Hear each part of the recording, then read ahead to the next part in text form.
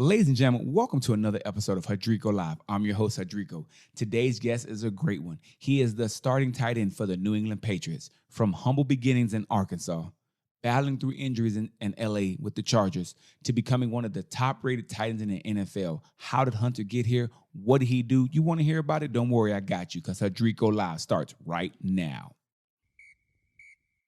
Ladies and gentlemen, welcome to another episode of HudricoLive.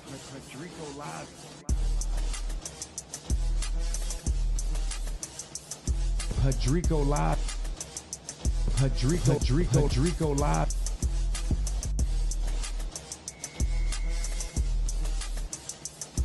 HudricoLive. Ladies and gentlemen, welcome to another episode of HudricoLive. Ladies and gentlemen, welcome to another episode of HudricoLive. And guess what, man? We got somebody special for you, man. This young man, when he came out of college, listen, blazing, if I got it right, ran a 4.67 in the 40. I mean, shot him up the boards. People realized this young man from Arkansas was really going to be a problem. Started out with the Chargers, had a lot of stuff going, ended up now he is going the Patriot way, the one, the only Hunter Henry. How you doing this evening, sir? I'm doing well. Thanks for having me on. Man, listen, glad to have you, man. But look, this time of year, it's got to be close to time to get right, man. I mean, when are you guys into camp? So I'm here. We're getting going. It's time to go. So it's go time now. Oh man, everybody is getting into town. We're getting rolling. So it's about football time. Well, listen, man, we definitely going to get into the Patriots and the Patriot way and all that other good stuff. But before we get to that part, one thing that we like to do, we like to go back a little bit. Now, if I got this correct, you grew up in Little Rock, Arkansas. Your brothers went to the University of Arkansas. Your family has this big tie with Arkansas. So tell me, when you were getting recruited, what made Arkansas the move? Yeah, man, there's a lot of rich history there with my family. It's my dad played there. I have a grandfather that played basketball there. My mom went there. I mean, we just have a lot of rich history in Arkansas. I grew up obviously always being a fan because of that. And Arkansas is a special place. It's especially near and dear to my heart because Arkansas doesn't have a pro team. Mm-hmm. The pro team is the Razorbacks. And so there's not many places that get that experience. And so when you're a Razorback football player, you kind of have an experience of being a professional athlete in a way, almost in that state. You're kind of put at a different level. And you can feel that with the fans, with the passion. It's a special place, man, especially when you're doing well, and they're starting to kind of get things rolling again finally. It's a fun place to be around, especially with the passion that the state has for the Razorbacks. So, now here's something that's different. Most people don't go through this. Now, if I'm not mistaken, you didn't even play tight end until college. How big of a transition was that for you to go from doing what you did and now you one of the best pass catching tight ends they got out here? Yeah, it's so my dad was an offensive lineman. Mm-hmm. So I grew up in a offensive lineman household. So obviously when you start playing football, my dad being an offensive lineman, man, that's the nitty gritty work, man. That's the work that, you don't get no shine. And it's all about kind of like that work, man. It really is. Those are the real guys putting in the work out on the field. So when I was, first early starting, obviously I started out playing offensive line. My dad wanted me to be him, but then kind of got that athleticism obviously from my mom's side. My dad was athletic, but basketball and playing basketball and kind of doing football, I kind of got morphed into being more of an athlete as we went through the years. In high school was predominantly just a receiver just because of the nature of our offense. Mm-hmm. We ran kind of a 4 wide open offense, very spread oriented, very pass oriented. So I did some D-line. Obviously I played all over the place. I kind of got a sprinkle of everything. But once I got to the next level and kind of had to put my hand in the dirt, I had that physicality already in me. And really blocking wise, Man, blocking, obviously you need strength. You need some weight to you in a way, but also I think blocking is a lot of time. It's a lot of heart, man. It's a lot of heart. It's a lot of want to. And then technique goes a long way too. Technique goes a long, long way in perfecting that technique. So I just remember early on spending a lot of time with my tight end coach my freshman year, man, just like trying to nail down the technique because I wanted to be good at it. You know what I mean? I had the determination, I had the heart to do it, the want to, but for early on, it took a while, right? It's just like anything in life. It's going to take, it just takes a minute. And just continuing to, rep things over and over again. Finally got that, blocking and the physical side of things down. And then the pass catching, I mean, that's just the routes and everything. I've been doing that for forever. That was just fine tuning and continuing to add to the arsenal in all different ways. So really it was the blocking side, putting your hand in the dirt. That was, I think, one of the biggest transitions. Well, I think coming from that offensive line household where that nitty gritty work probably would give you that kind of that workmanship and that passion to work to get better. But I mean, looking at the results, you've done pretty good with it. So therefore, I think you definitely got it. Now, you've had some big plays in college. Everybody has that one play. I have a play that sticks out to me, but do you have a play that you would say is probably one of your greatest college games, but greatest college moments? Obviously, I mean, everybody's going to go to a play if you kind of know my history, and it's the play against Ole Miss where it's kind of a desperation heat to keep the game alive. That's kind of how I'm remembering Arkansas. And then obviously that's a play that sticks out to me, man. It's obviously, I mean, it was a huge play. We ended up winning the game because of it. So I guess I got to go with that play. I was trying to think of something else maybe I could throw in there, but obviously that's probably the biggest play that stands out.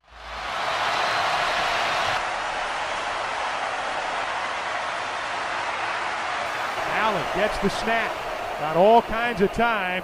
He's going to fire to the sideline, complete to Henry, but Hunter well shy of the first down. He's going to lateral it back. Ball's on the ground, picked up by Collins. Alex has got room at the 30, 25, 20. Collins at the 15, cuts back at the 10. This game's still alive, and the Hogs have a first down. Hunter Henry lateraled it back over his head, Keith, and we're still playing football. I like it. Let's talk about this.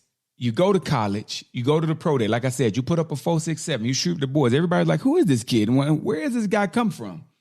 Talk to me about what is it like when you got that call on draft day saying, hey, all this work, all this time, all this blood, sweat, and tears is paying off, and you are now a member of the Chargers. What was that call like? With the 35th pick in the 2016 NFL Draft, the San Diego Chargers select Hunter Henry, tight end, Good Arkansas. Pick. Good pick. So Hunter Henry. Man, it was just a lot of emotions all in one. It's kind of hard to describe in the moment. In that moment, me and my dad always grew up watching the draft together too. And I remember we always thought, like, if I ever get to that moment, I really just want to do it with some close family and friends. I don't want any cameras, all this kind of stuff. That's just, we're simple, man. That's just kind of who I am and who my family is. Look, we just want family and friends there, and we want to enjoy it. And so I just had some close family and friends there, people that, are really near and dear to my heart. A good amount. It was a good amount of people in the house. But finally getting that call, I mean, there's so much work put into it, so much sacrifice. And then finally, like, kind of getting to that it was a relief in a way, but also just like a blessing, excitement, just all those emotions all in one. And then I feel like immediately, though, it was like just the competitor in me was like, all right, here we go. Like, now it's time. Like, I haven't arrived yet. I mean, obviously I met a goal, but it was like, all right. And so it was obviously a lot of celebration and excitement, but just me, just and how I'm kind of wired sometimes is just like, what's next? Here we go. Like, so you was already looking for your next move. You made that major move. Yeah, I mean, obviously I was like, I celebrated that night, but I was like, all right. Then I got out there the next day and all this stuff, and I was like, all right, here we go. Let's go. Like this, it's time to put the work in even more now than I have it, and then I've gotten here, and I got to, go show them what's up. So now I always ask all my athletes this question because this is like what the common person wants to know. You get signed, you get that big old bag. What was the first big purchase? What was the first thing that you said, you know what? Look what I just got. Oh man, I'm the most frugal dude in the world. Oh, my type of guy. I saved my money, man. I invested almost all of it.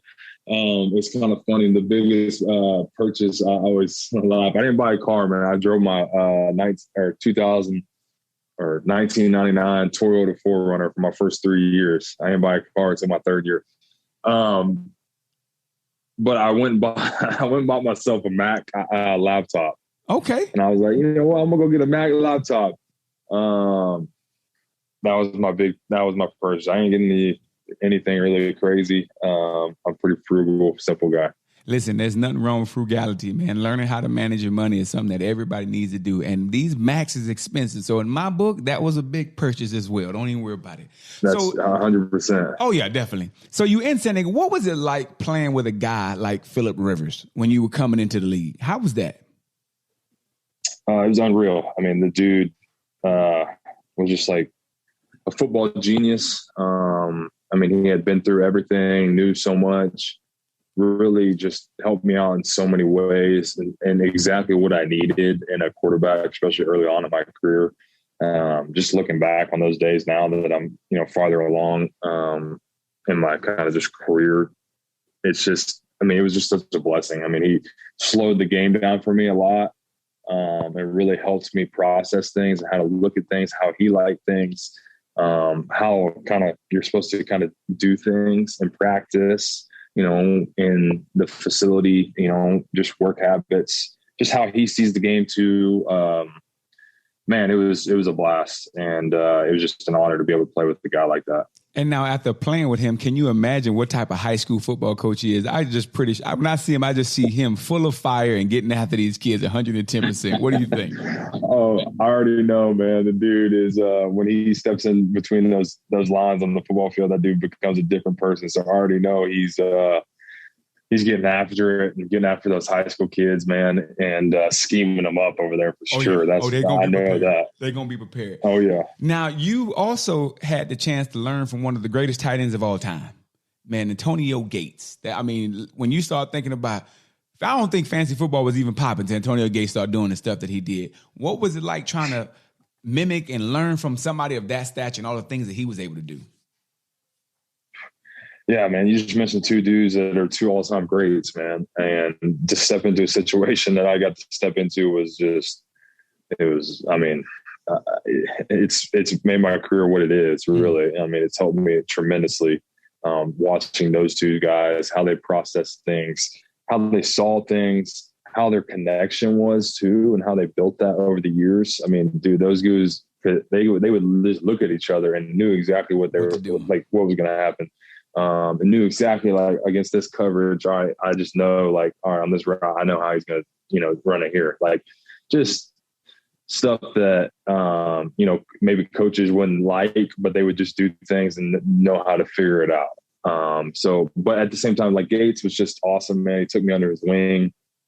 Was like a big brother to me. And, he taught me a lot, man. And I was just able to watch him firsthand for like 3 years and, play alongside of him too. And just take so much that I still, try to put it, I couldn't do everything that he could do, but I try to take, things that he did and implement it in my own way. And so he's a special talent, special guy. So it was a lot of fun. He definitely revolutionized the position of tight end with some of the stuff that he was doing. After having such a great year, now you go through some adversity. I mean, ACL, and not to mention you lacerated a kidney, man. The mental health aspect of that, because a lot of people overlook how important mental health is. How did you recover mentally and physically, of course, from those devastating injuries to become the player that you are now? Yeah, those are some tough days, man. Those are some dark days. I had never in my entire football journey, man, I never really had a major injury that really, I've had some dinks and, aches and stuff that might have kept me out maybe a half, I tape it back up or whatever it is. But I never had anything that just really took the game away from me where, there's nothing I can do about it. And it was tough, man. And it really put things into perspective. It put things into perspective of how much I loved football, how much I loved playing football. Loved just like being with the guys, being in the locker room. But really the thing that got me through it, man, I think the first thing was my faith.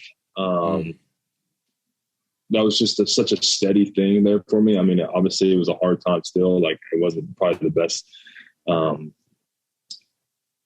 growth there, but also it was just so steady. And it was something I could really rely on. I think community was huge for me.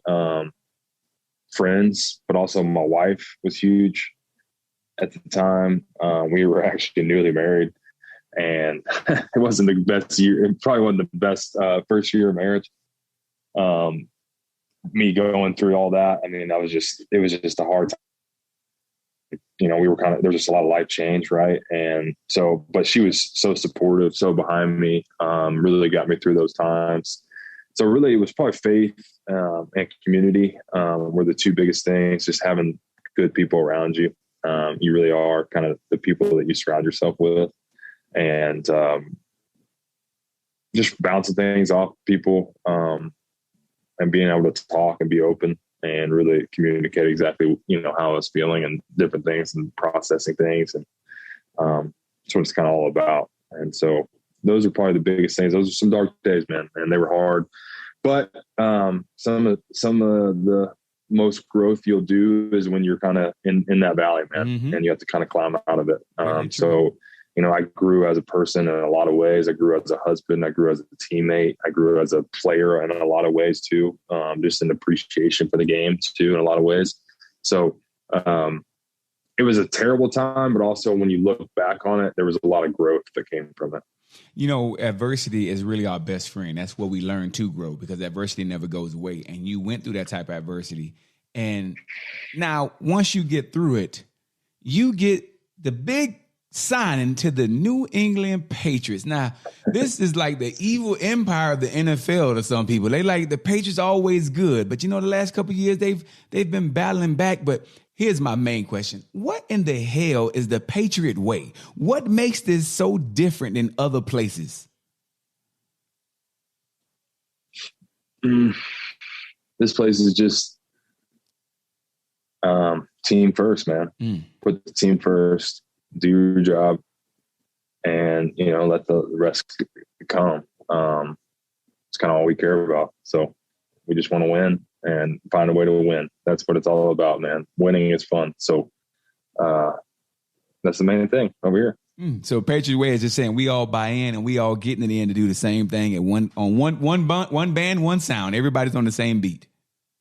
Exactly. Okay, so now. Last year, you guys got this young guy, Mac Jones. He comes in, and there was all this debate. Was he going to do this? Was he going to do that?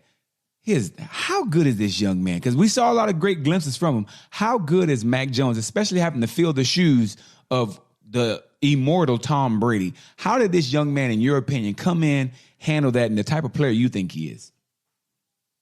Mac's done a great job from day one, man. He's come in and work. And just like we said, the Patriot way, right, is just doing your job. I mean, he just comes in and does his job every day. And he's a great teammate, great friend, great player, and he's only going to continue to get better. I mean, I think that's the biggest thing. And I'm excited to be here with him. And, he's just going to keep getting better and keep working hard. Okay. All right. Now, everybody wants to know, everybody has a projection as fans out there. So I'm speaking to my Patriot fans out there who love the Patriots. What can they expect from you guys this year? We listen, everybody wants to say Super Bowl, and I am not trying to put you on the hot seat, but at the same time, we got to put you on the hot seat. What can we expect from the Patriots this year? Man, you ain't getting no clickbait from me. So I'm not gonna lie to you. I'm sorry. You know, it is what it is. What I'm gonna say is we're gonna work hard, and we got a lot of work to do. We really, really do. And we're here right now. We're going to put that work in and come to compete every single day. I think that's the biggest thing that we preach here is just come compete every single day to get better, and just continue to make small increments. And I think that's the biggest thing that you can ask for in a team is just continue to compete, continue to get better. And, you know, well, I think you just said it best. I think you just said it best. We can expect from the Patriots is the Patriot way of football, the way you guys do things, which is sound, team, one band, one sound. You guys just getting after it, which is a great thing. Now, you're in the NFL, you're doing great things, and you caught a lot of touchdowns. But recently, not too long ago, you had the best score of your life, man. You had a baby boy, man. How is life as a father? You know, the married life, you and the missus, you guys seem to be doing just phenomenal, great things. How is that side of the tracks? Unreal, man. It's like you said, changed my life. It's put a lot of things in perspective. It's been a blast. Love being a dad, and you know, just love the presence of just being there for him, and just watching him grow up. Man, it's been so fun just this past year, and just can't wait for the months and years to come. Listen, it's a great thing, man. Being a dad is like a W job, man. It's one of the greatest jobs to do when you definitely can do it. When I see all the stuff you guys post, oh, you guys are listen, that young man got a bright future coming, man. It's beautiful things going.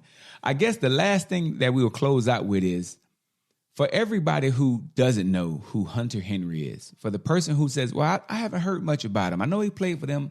What is something that separates you from other players? What is the thing that you say, this is the foundation of who I am as a player, as a man, as a father? Boom, give it to me.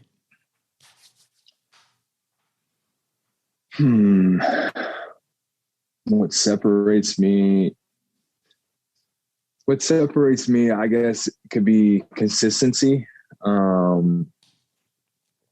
show up every day. But when I say consistency too, I think consistency and versatility, maybe those are the two things.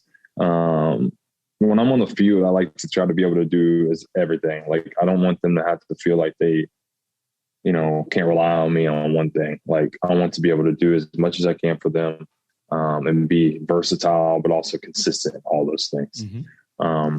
And I feel like that translates so much to my personal life too. It's just being consistent every day, showing up for my wife, showing up for my son, my family, and then being so versatile too. You know, you have to wear so many different hats sometimes and try to do so many different things. And so I try to carry, you know, those both in my personal and my work and athletic life. Listen, those are great values to have, man. All right, this is my last question. It's the last one I ask everybody. And this is how we grow. Hopefully you enjoyed yourself coming on, but in your opinion, who would be the next great guest to have on the show that you could help me get? Boom, got you. Oh, man. Golly. Who I could help you get? Boom. Listen, man, you know a lot more people than I know, man, but this is the way I'm trying to grow something special, man. So, you know, I gotta lean on my resources. Yeah, that's good. Golly, I just started listening to my guy, Drew Tranquil. He's a linebacker for the Chargers. Mm-hmm. He has a podcast now. Great guy. I just listened to a few episodes actually. He's doing great at it. And so two podcasters could collide on one podcast maybe, and that would be great. Listen, from your lips to God's ear, if you make the connection, we'll make it happen. This concludes another episode. And this is what I like to call a final timeout. Ladies and gentlemen, listen, you got a young man who came from humble beginnings, who fought through adversity, who learned from some of the best, and still is striving to make himself the best that he can be in his craft. Everybody's not able to do it, but if you are, you have to do it to the best of your ability. We like to take the time to thank our guest, Hunter, man. Thank you for taking the time to sit down with us. For everybody that's out there who wants to connect with you, how can they keep up with what you got going on and all the amazing things? We got any projects we want to push out?